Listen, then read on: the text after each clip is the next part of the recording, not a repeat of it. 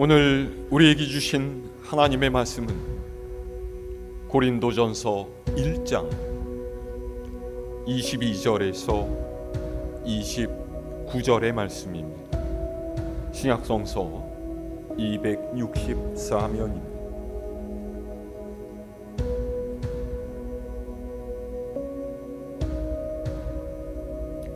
봉독하겠습니다.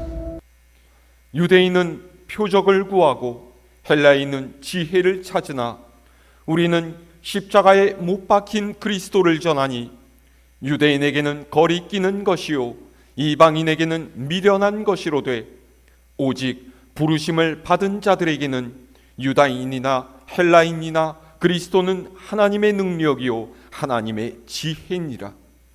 하나님의 어리석음이 사람보다 지혜롭고 하나님의 약하심이 사람보다 강하니라. 형제들아, 너희를 부르심을 보라. 육체를 따라 지혜로운 자가 많지 아니하며 능한 자가 많지 아니하며 문벌 좋은 자가 많지 아니하도다.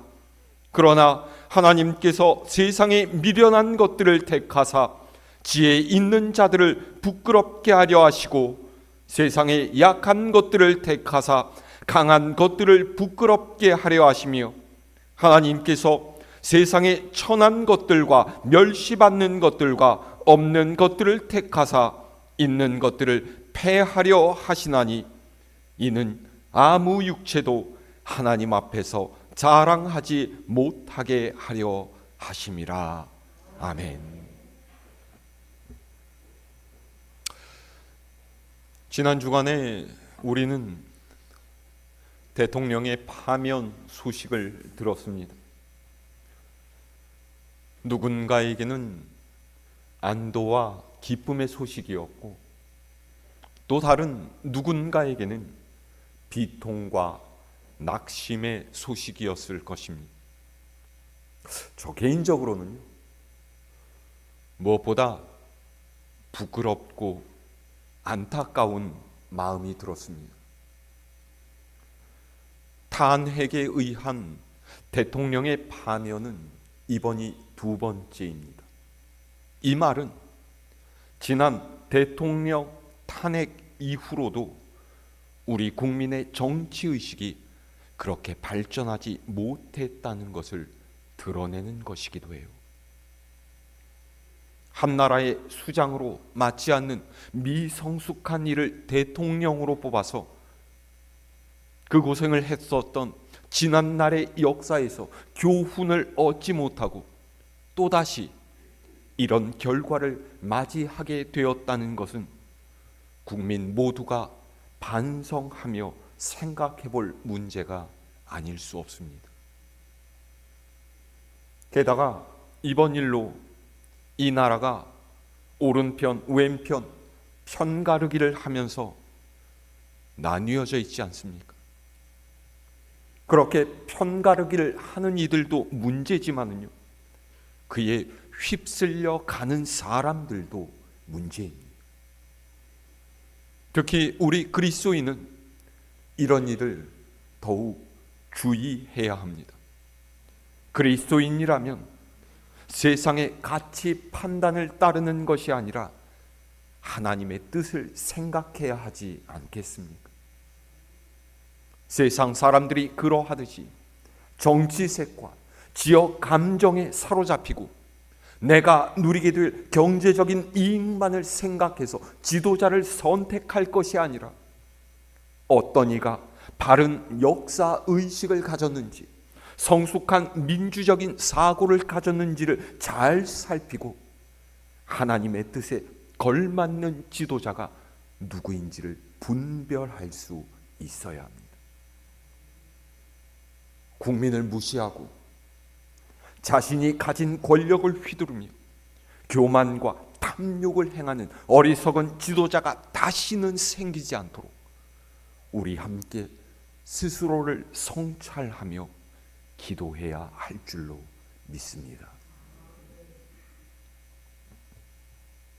오늘 말씀은 사도 바울이 고린도 교회 교인들에게 보낸 편지의 한 부분입니다. 바울이 이 편지를 보낼 즈음 고린도 교회는 분란에 휩싸여 있었습니다. 무슨 분란이냐? 교회 안에서 교인들이 서로 파벌을 형성하고 대립한 것이죠. 물론 교회 안에도 서로 마음이 유달리 맞는 사람들이 있습니다. 성향이 같고 취향도 같아서 유달리 친한 관계를 맺는 이들이 있죠. 그것 자체는 문제가 되지 않습니다. 그런데 문제는 이 친밀도가 도를 넘어서서 자신의 그룹이 아닌 이들을 배척하고 저마다 교회 안에서 주도권을 쥐리고 하는 다툼이 벌어졌다라는 거예요. 왜 이런 문제가 일어났습니까? 고린도 교회는 사도 바울이 제2차 전도 여행 때 개척한 교회입니다. 그런데 바울이 이곳에서 목회를 하다가 떠난 후에 아볼로라고 하는 이가 고린도 교회의 목회자로 오게 되었어요. 이 사람은 매우 똑똑하고 언변이 유창한 데다가 생긴 것도 아주 멀끔한 그야말로 핸섬 가이였죠. 그러자 교회 내에 이 아볼로를 추종하는 사람들이 생겨났고요. 교회를 개척한 바울을 따르는 사람들과 편을 가르기 시작한 거예요. 야 봐라, 자고로 목회자는 저 아볼로 같은 사람이어야 돼. 사실 바울은 키도 작고 못생겼고 말도 어눌하잖아. 여러모로 보아서 아볼로가 바울보다는 훨씬 낫지. 그러니까 나는 이제부터 아볼로 편할 거야. 그러니까 여기에 맞서서 바울을 따르는 이들이 또 하나의 편을 형성했어요. 아니 그래도 바울 선생님은 우리 교회를 개척하고 믿음의 기틀을 잡아준 분인데 한순간에 아볼로 편을 들어서야 쓰나? 목회자가 말 잘하고 얼굴 멀끔하다고 전북에서 사람이 속을 봐야지 겉모습만 보고 그러면 안 돼요. 나는 누가 뭐래도 바울파야. 그러니까 이를 보고서 또 다른 분파가 생겨났어요. 아니 그렇게 따지자면은 믿는 사람 중에서 저 예루살렘 교회의 책임자인 베드로만한 분이 어디 있겠어? 그분은 주님께서 이 땅에 계실 때 그분을 따르며 함께 활동했던 분이고 사도들 중에서도 명성이나 능력이나 최고로 으뜸 가는 분이지. 나는 그럼 베드로파 하련다. 자, 이렇게 되니까요, 여기에도 저기에도 속하지 않은 사람들이 모여서 또 하나의 분파를 만들었어요. 무슨 소리 하는 거야? 믿는 사람이 우리 주님만 바라봐야지 왜 사람을 따라다니냐? 그리스도인은 누가 뭐라고 해도 예수님을 중심에 두고 살아야 돼. 그러면 나는 그리스도파다.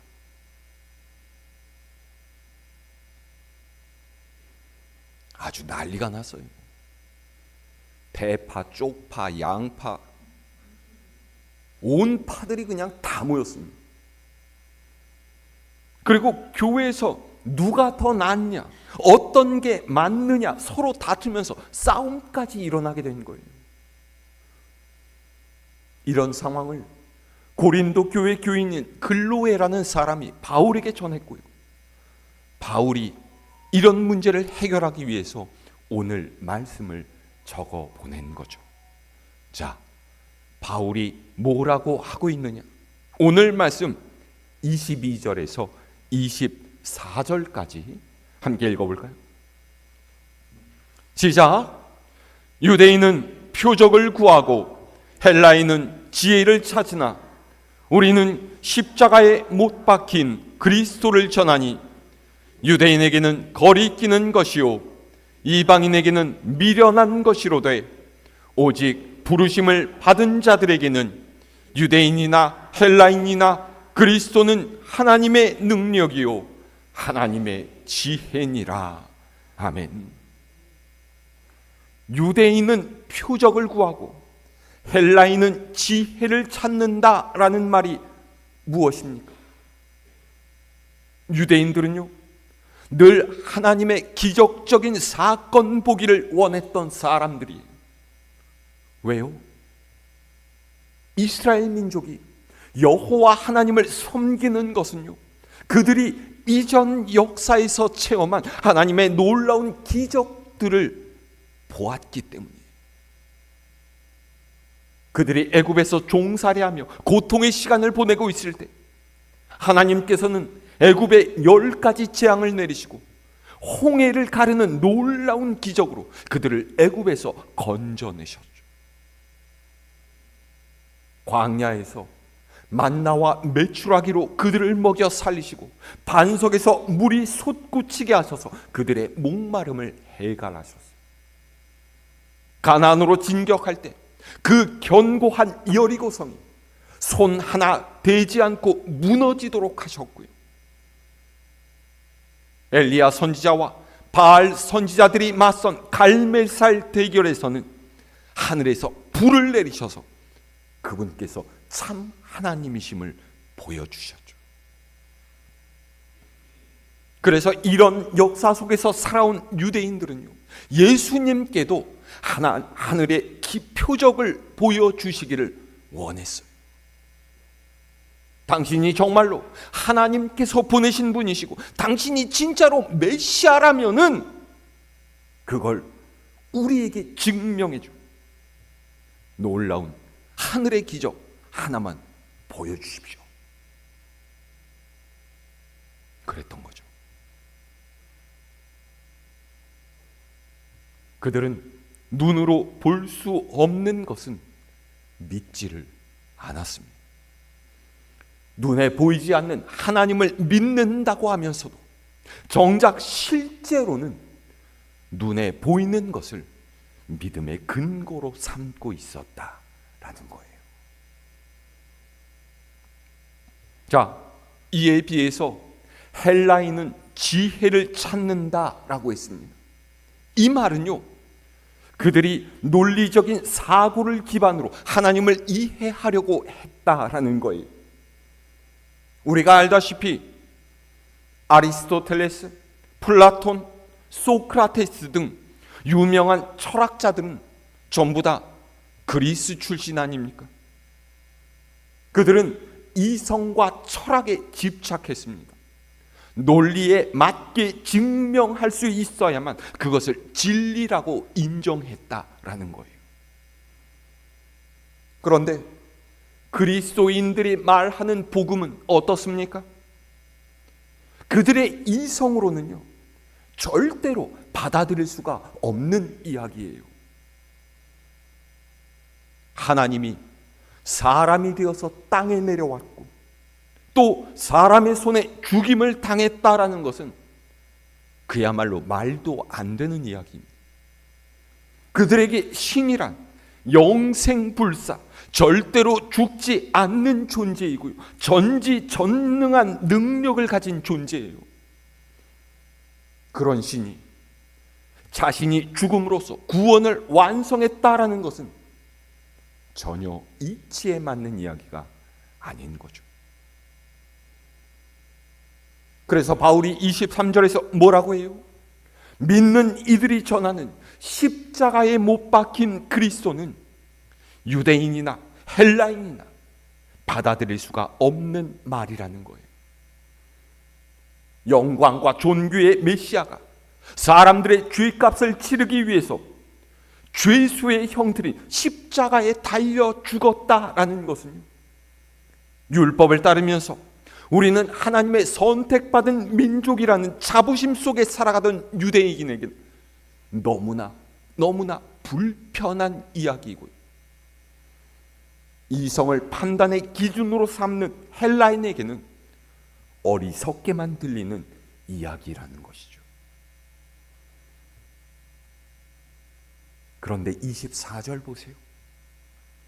이 말도 안 되는 이야기가 하나님의 부르심을 받고 예수 그리스도를 구주로 영접한 이에게는 그 어떤 것보다 하나님의 능력, 하나님의 지혜를 드러내는 것이다, 바울은 말하고 있어요. 무슨 말입니까? 부르심을 받은 자들이란 복음을 받아들이고 주님을 믿기로 결단함으로써 구원받은 사람들이 하나님의 자녀로 주님의 일꾼으로서의 사명을 받은 사람들이죠. 이 부르심은요, 유대인이나 헬라인이나 혹 다른 이방인이나 가리지 않고 주어지는 거예요. 여러분, 하나님의 부르심에 자격이 필요합니까? 다른 이보다 그래도 뭐 하나 조금이라도 잘난 것이 있어야 되고 뭐 어느 정도는 부유해야 해요? 남보다 많이 배우고 똑똑해야만 합니까? 누구보다 선한 일 많이 하고 그래서 하나님 앞에 하나님 이걸 좀 보세요 라고 내보일 만한 업적이 있어야 합니까? 아니요. 단 한 가지도 필요 없습니다. 하나님께서는 세상의 기준, 사람이 좋게 평가할 만한 그 어떤 것을 바탕으로 사람을 택하시지 않아요. 오히려 그 반대죠. 부족하고 연약하고 다른 이들보다 모자랄지라도 예수님께서 나의 구주이심을 믿는 사람, 내가 하나님께 택함 받았음을 알고 그 은혜에 감사하며 하나님께로 나아가는 사람에게 하나님께서는 그분의 백성으로 살 수 있는 힘을 주시고 그 사명을 이룰 수 있는 능력을 주세요. 그래서 복음이 하나님의 능력이고 지혜라는 거예요. 복음은 우리를 변화시키시고 하나님의 사람으로 만들어갑니다. 욕심을 내려놓게 하고 고난을 이기게 하고 이 땅에 하나님의 뜻을 행하며 사는 주님의 백성으로 살게끔 해요.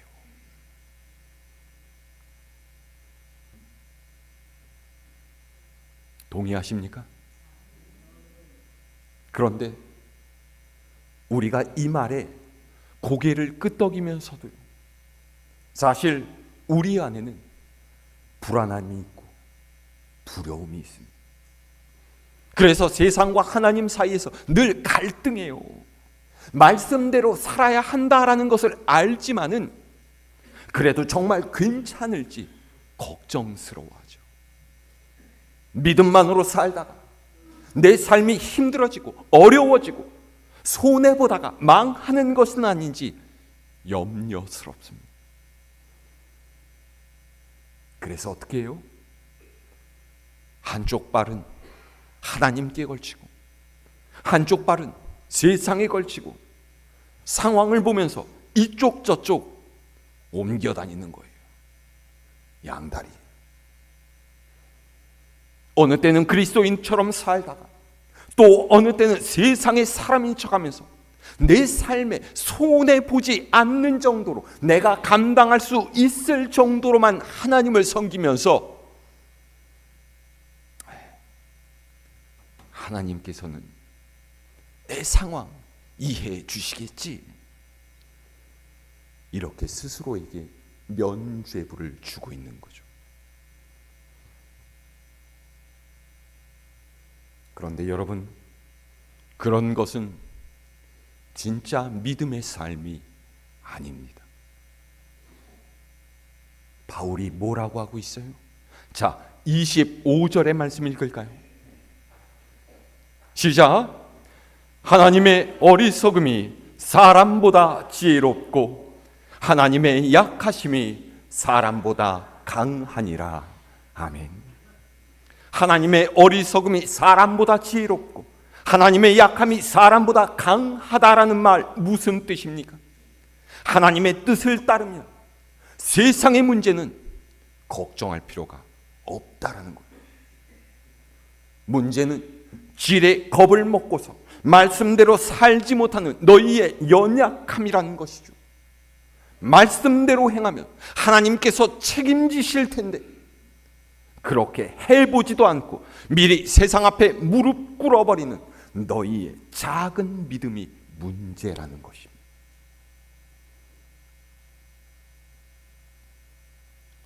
사실 주님의 십자가는 우리에게 썩 매력적으로 여겨지지 않습니다. 믿음의 사람이라고 해도요, 네 십자가를 지고 나를 따라오라는 주님의 말씀은 부담이 되는 것이 사실이에요. 그래서 말씀대로 따라야 한다라는 생각과 어렵고 힘든 길은 가기 싫다라는 생각이 막 우리 속에서 싸우게 되는 거죠. 그런데 여러분, 우리가 능력이 있어서 힘이 있어서 하나님의 백성으로 살 수 있는 것이 아니에요. 그리스도인의 힘과 능력은 우리가 가지고 있는 세상의 것에 있는 것이 아니라 주님을 향한 믿음에 있습니다. 우리의 소유는 전부 하나님께서 주신 것이지 우리가 자랑할 만한 것이 아니에요. 이 다음 구절에서 바울이 그것을 더욱 힘주어서 강조하고 있어요. 자, 26절에서 29절 말씀 읽을까요? 시작. 형제들아, 너희를 부르심을 보라. 육체를 따라 지혜로운 자가 많지 아니하며 능한 자가 많지 아니하며 문벌 좋은 자가 많지 아니하도다. 그러나 하나님께서 세상에 미련한 것들을 택하사 지혜 있는 자들을 부끄럽게 하려 하시고 세상에 약한 것들을 택하사 강한 것들을 부끄럽게 하려 하시며 하나님께서 세상에 천한 것들과 멸시받는 것들과 없는 것들을 택하사 있는 것들을 폐하려 하시나니 이는 아무 육체도 하나님 앞에서 자랑하지 못하게 하려 하심이라. 아멘. 바울은 고린도 교회 내에서 아볼로파니, 바울파니 하고 자랑하며 힘을 과시하는 이들을 향해서 말하고 있어요. 뭐라고 합니까? 너희 중에 육신의 지혜나 능력 있는 이나 가문 좋은 사람 많지 않다라는 거예요. 지혜로운 자란 많이 배운 지식인을 말하는 것이고요, 능한 자는 정치가나 관리를 뜻하죠. 문벌 좋은 자란 지체 높은 가문의 일원이나 귀족을 말합니다. 다시 말해서 하나님을 섬기는 이들 중에 금수저, 은수저는 별로 없다라는 거예요. 왜요? 그런 이들은 하나님을 필요로 하지 않습니다. 자신의 힘과 능력을 믿고 세상의 논리를 따라 살아가는 사람들이에요. 믿음이 없어도 삶의 부족함을 느끼지 못하는 이들이라는 거죠. 그런데 여러분, 예수님의 제자들과 예수님을 따랐던 사람들 보세요. 주님의 부르심에 응답한 이들은요, 부자나 학자나 귀족들이 아니라 못 배우고 가난한 사람들이 대부분이었어요. 부자 관리가 영생을 얻으려고 주님께 왔지만은 자신의 재물을 포기할 수 없어서 실망하고 돌아갔다는 이야기, 우리가 이미 알고 있지 않습니까? 세상이 원하는 외적인 조건들은 하나님께 전혀 매력적인 것이 아니에요. 하나님께서는 육신의 잘남이나 세상의 조건을 보고 우리를 부르시지 않으세요. 오히려 그것을 자랑하지 못하도록 낮고 천하고 가진 것 없는 이들을 부르셨다라고 하죠. 그렇습니다. 하나님 앞에서 우리가 자랑할 수 있는 것 아무것도 없습니다. 우리는 그저 하나님의 은혜에 감사하고 주님의 사랑에 감격할 따름이에요. 구원받은 그리스도인은 세상의 것이 아닌 은혜로 살아가는 사람들이에요.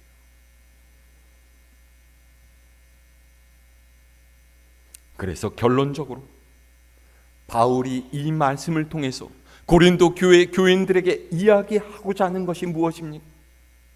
너희가 파당을 나누어서 분쟁하는 이유는 세상의 가치를 따라서 자기를 자랑하려고 하기 때문이라는 거예요. 너희 안에는 그리스도의 십자가가 없다라는 것이죠.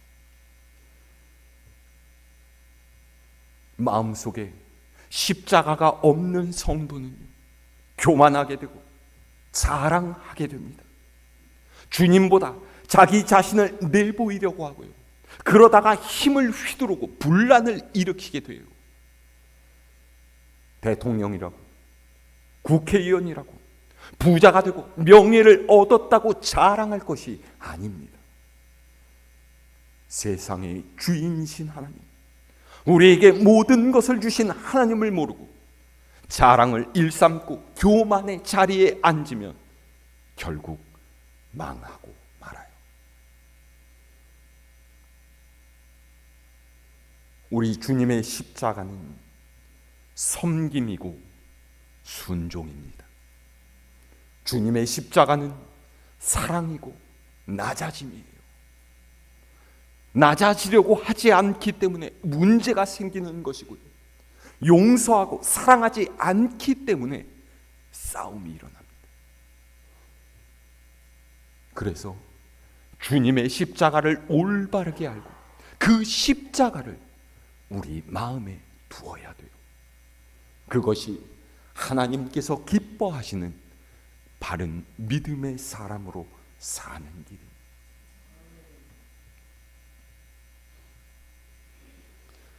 우리는 지금 사순절을 보내고 있습니다.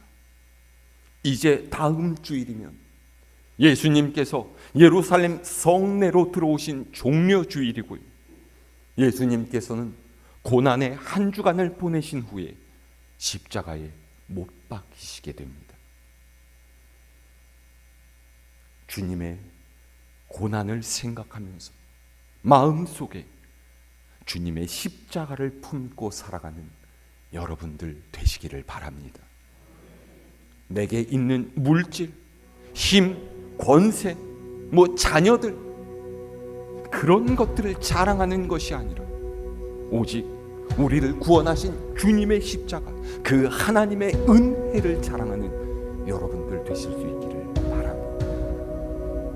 이 한 주간도 주님을 모시고 참된 그리스도인으로 살겠노라 다짐하는 우리 갈보리 교회 모든 식구들 위해 우리 하나님의 은혜와 복이 함께 하시기를 우리 주님의 이름으로 축원합니다.